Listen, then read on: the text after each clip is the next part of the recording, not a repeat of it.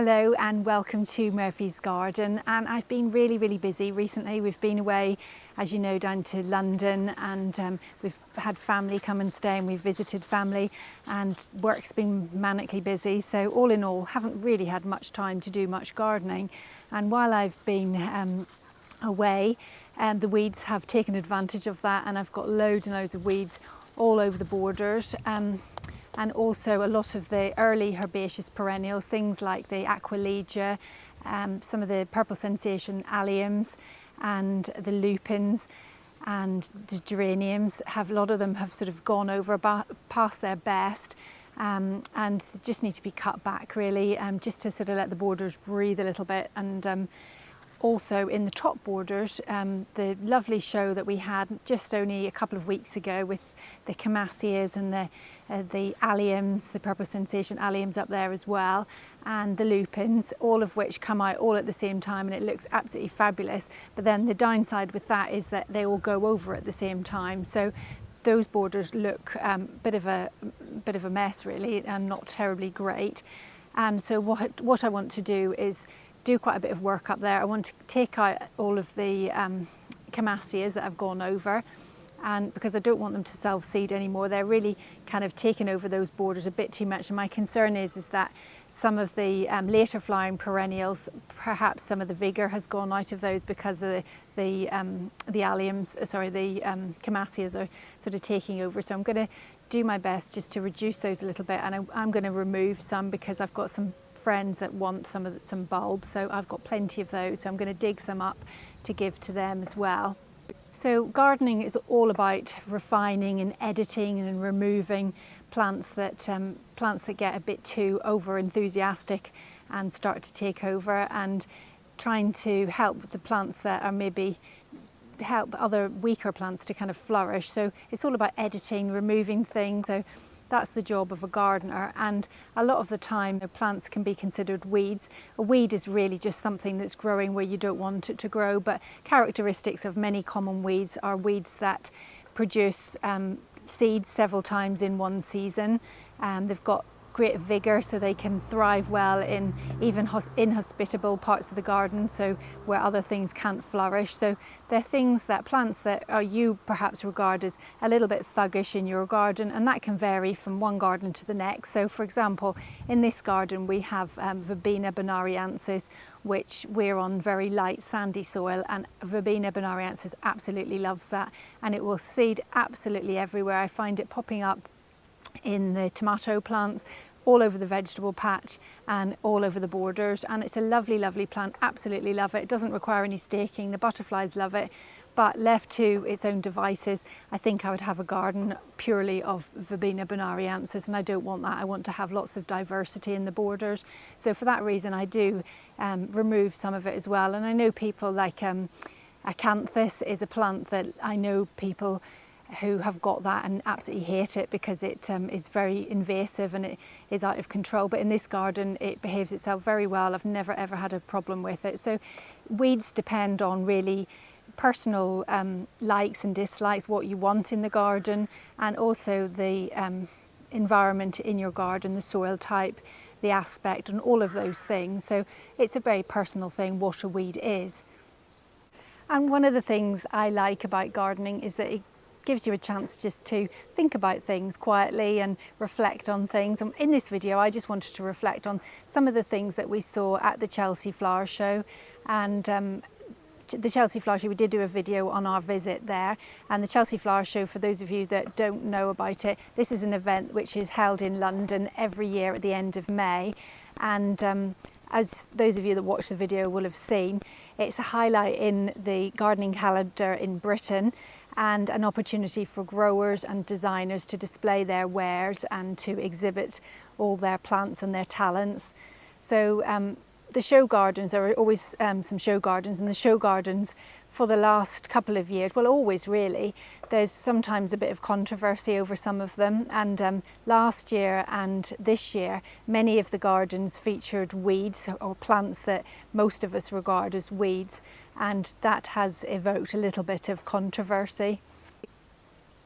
So speaking to various family members in my family, all keen gardeners but of different generations, it's quite noticeable the different approach from different generations. So I find that older generations regard leaving weeds in your garden as a nonsense, and they're fully aware through experience that leaving weeds to do their thing will result in them taking hold and taking over weaker beloved plants, and soon you would have a garden full of nettles and thistles and dandelions and a garden that looks a bit of a mess. And they would regard as sort of a general zero tolerance on all weeds being the best strategy to prevent future problems.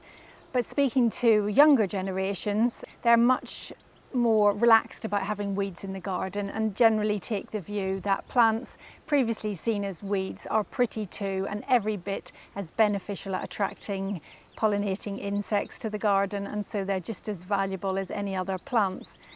And as perhaps a generation in the middle, I can kind of see both sides of this debate, and perhaps adopting an approach somewhere in the middle is the best way forward. So I'm going to use the analogy of a fashion catwalk. So imagine a model parading down the catwalk wearing a very plunging top going right down to her navel. Most of us would sort of marvel at the spectacle of the show, but we wouldn't take this item of clothing and wear it to go and do our grocery shopping. It would cause a bit of a stir and a shock to people that saw us. So by the time that fashion of that V-neck, very cut V-neck appears in the high street shops, it's perhaps a more demure version of it. So perhaps a V-neck like I'm wearing on this top, rather than one that goes very, very low. So I regard Chelsea a bit like the catwalk of horticulture, and the designers are perhaps keen to shock and to evoke a memorable response. The ideas displayed are in extreme form, and by the time they filter down into our gardens, they are somewhat diluted. And I can see both sides of this debate. I think the perception of ease portrayed by straplines such as no mow May or no dig are often falsely portraying horticulture as a do-nothing, and you will be rewarded with a stunningly beautiful garden full of wildlife. And I certainly know that this is not usually the case. No dig, for example, requires the application of large amounts of compost which has to be dug out of the compost heap. And I certainly wouldn't take a do-nothing attitude in my garden, as I know full well from experience that the garden we have carefully planted could quickly be overrun with pernicious weeds, which, if they're allowed to go to seed, would be very difficult to ever get rid of. However, I also really dislike the kind of staged bedding schemes of the past, planted with regimental patterns of plants, of flowers. I really don't like that, and I much prefer a more naturalistic looking kind of planting scheme which evokes the look of a wilder kind of feel. So for me, the right approach is somewhere in the middle, a dialed down version of the Chelsea show gardens. The obsession in days gone by of spraying bugs to protect plants from attack in a quest for a perfect plant, I think for most of us that's a thing of the past, and we're now all recognising that the increase in aphids usually happens around the time that birds are feeding their young, and if we wait, when the birds will usually do the work for us and pick off the aphids, which they feed to their fledglings, because they're a readily digestible, high energy food for their little babies. So, and a few holes in your hostas really aren't the end of the world, and other methods instead of slug pellets are far better and can be employed as effectively to deter slugs and not do any damage to the birds that eat those slugs. So the show gardens are perhaps a tool to get these messages across in a clear and concise way. And at this year's Chelsea Flower Show, Tom Massey used this platform to make the point that bees and butterflies are the poster children of the insect world, but that the plight of the less aesthetically pleasing insects are every bit as important. In his royal Entomological Society garden, it bestowed the virtues of the much maligned wasp, which most of us view as just a troublesome pest with a little point, but he champions their good points, and so in years to come we may perhaps look on them more favourably, knowing that they remove around 4.3 kilograms of insects each year, from caterpillars to aphids and weevils. Cleve West's garden this year was dominated by a derelict building. The house had been destroyed and nature was gradually taking over, including lots of weeds. Cleve West acknowledges that plants aren't necessarily the focal point of this garden, and this garden would be one that people would either love or hate. But he said it would have achieved its aims so long as people were talking about it, so that was his main aim, to get people talking. There is no doubt that Chelsea gardens play an invaluable role in education, but these wilder gardens are in danger of selling a laissez-faire attitude to the next generation, which underplays the importance of horticulture. I take on board the sentiment and the messages from these gardens, but I can't say I would want to recreate them in my own garden. I read a really interesting article by Alan Titchmarsh. For those of you outside the UK, Alan is a well-known and much-loved presenter, horticulturalist and Vice President of the RHS. And has attended every Chelsea flower show since 1969, and he's watched it evolve over the years into the high-profile and world-renowned show that it is today. I will leave a link in the description to the full article that he wrote, but he makes some really valid points. The prime aim of the RHS Chelsea Flower Show, or the RHS Great Spring Show, to give it its original title, should be surely to celebrate horticultural excellence and allow gardeners of all kinds of plants and designers of all kinds of gardens to demonstrate their skills and to pass them on to future generations. As an RHS Vice President, Alan applauds much of the work of the RHS, such as its encouragement of children through its campaign for school gardening, its championing of horticulture as a vital contributor to our health, both physical and mental, and its commitment to the importance of gardens and gardening to wildlife and humanity.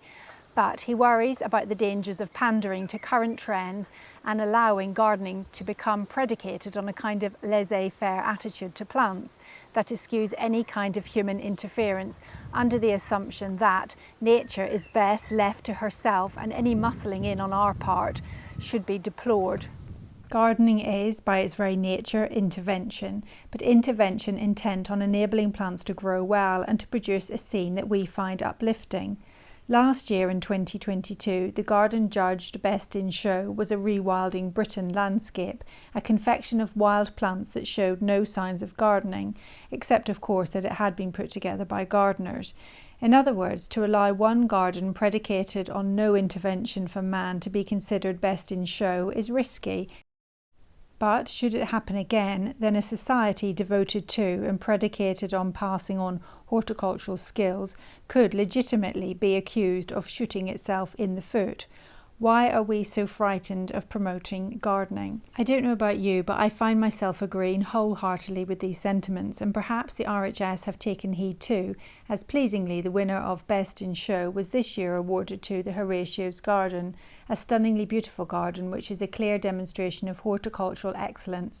The People's Choice Garden went to the Life Worth Living garden by one of my very favourite designers, Chris Beardshaw, and this garden was also a beautifully planted garden. I find it funny that there is often this idea that to attract pollinators and have a garden which benefits wildlife, you must make a sacrifice and give over your garden to nature.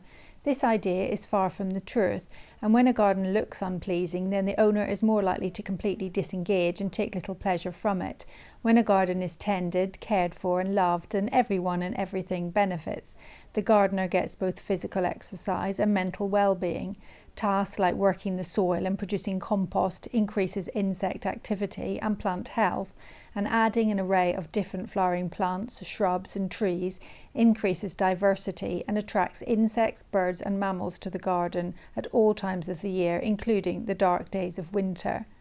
Learning the skills of gardening is a wonderful thing, and I personally find that the more I learn, the more I want to know.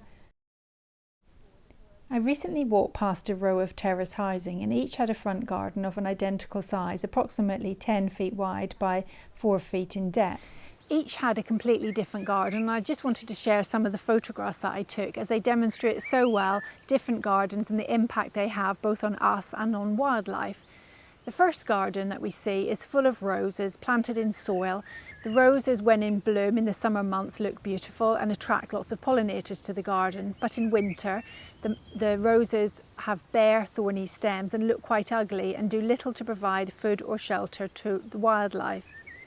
The next garden contains 2 hydrangea plants, and when in bloom, like the roses, they again provide pollen with their big flower heads and look lovely. There is a lot of bare soil which looks tidy and weed-free, but if it were planted with a diversity of plants, it would provide greater interest both in appearance and appeal to insects and birds in food and shelter.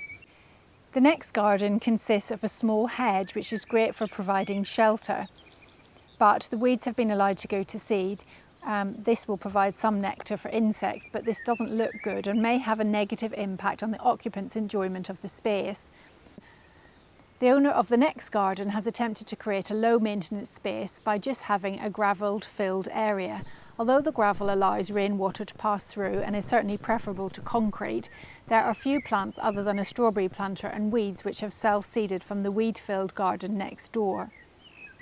Another garden, and this time filled with bark chippings. Bark chippings are a very effective mulch and act as a weed suppressant mulch, but in this case the brambles in the garden have taken hold and look unsightly. Bark chippings biodegrade and will turn to compost over time, adding insect activity and birds to the garden. A plastic flower pot seen in the middle could be used effectively to add valuable pollinating plants or even a water feature, but this one lies empty.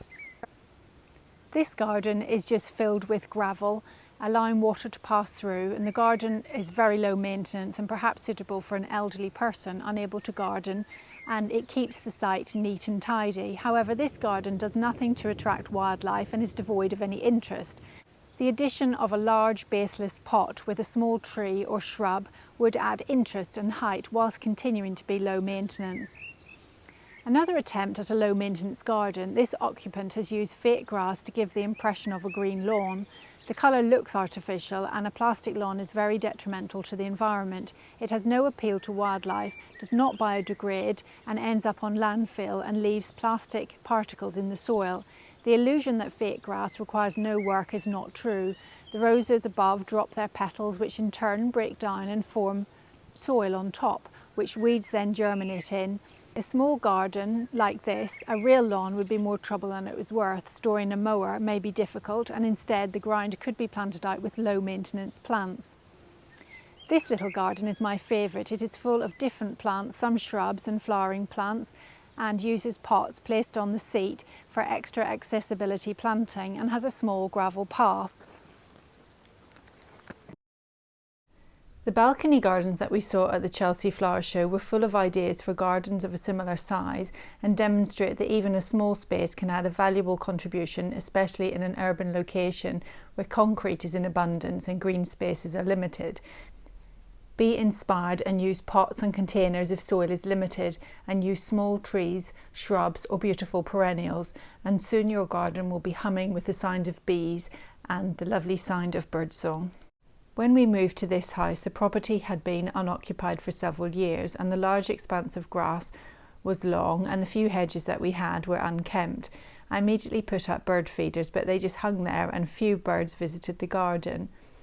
As we developed our garden, primarily to suit our own requirements, we added numerous hedges, evergreen and deciduous, some native and some not, lots of trees, and we removed lots of the grass to make borders, which we gradually made bigger and bigger over time, and in them we planted a large array of herbaceous perennials and shrubs. We added a pond and experimented with lots of ideas, and the more we grew to love the garden, the more nature loved it too. Fueled by our successes and a growing awareness that we shared our garden with so many other creatures, we continue to develop the garden and add more plants to the mix that will benefit nature every bit as much as the joy it will bring us. Occasionally I receive comments about how I should leave weeds and not remove them, but here's a really good example. So here you can see this Nepeta. It's just buzzing with activity from the bees. They're covered in it.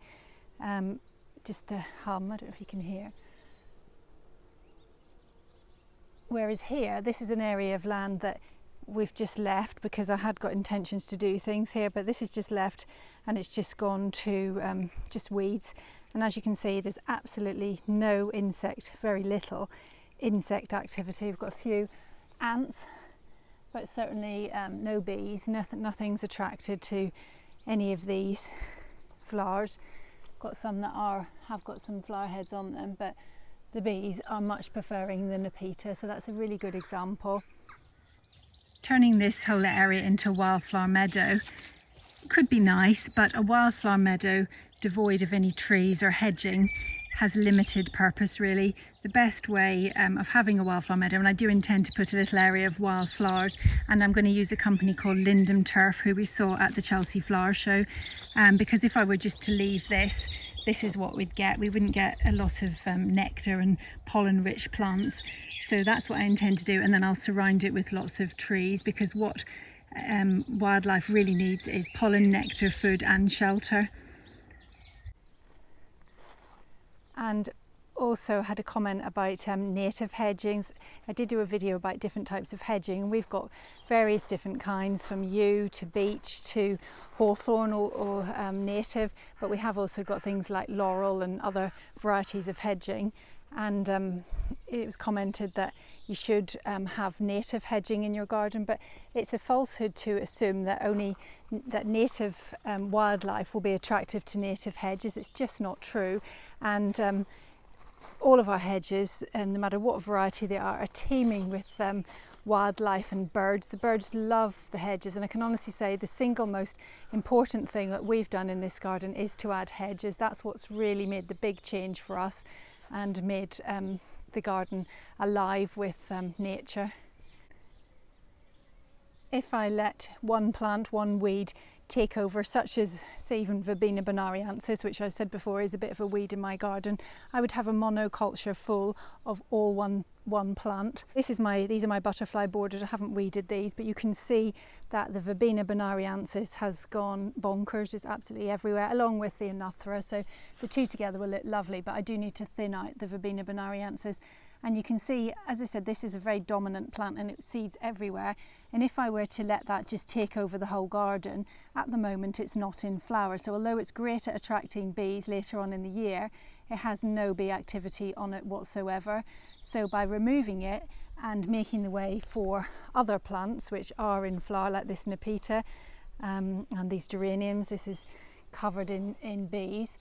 We've got activity from the bees all year round, and there's nectar for them at all times. So I think we've reached the end of the video, and I hope I haven't upset anyone because it is a very contentious issue. But the point I wanted to make was that don't just sort of do nothing and think that nature will come. The best thing to do is hone your horticultural skills, learn as much as you can and find out what plants benefit nature, and plant all the things that you love, things that look good, and chances are nature will absolutely love it too, and you'll be rewarded with birds and butterflies and everything else that comes to your garden. So thank you very much for watching. Don't forget to like and subscribe, and join us in the next video when we're visiting a beautiful garden called Hodnet Hall. So thanks for watching, and see you in the next video. Bye for now.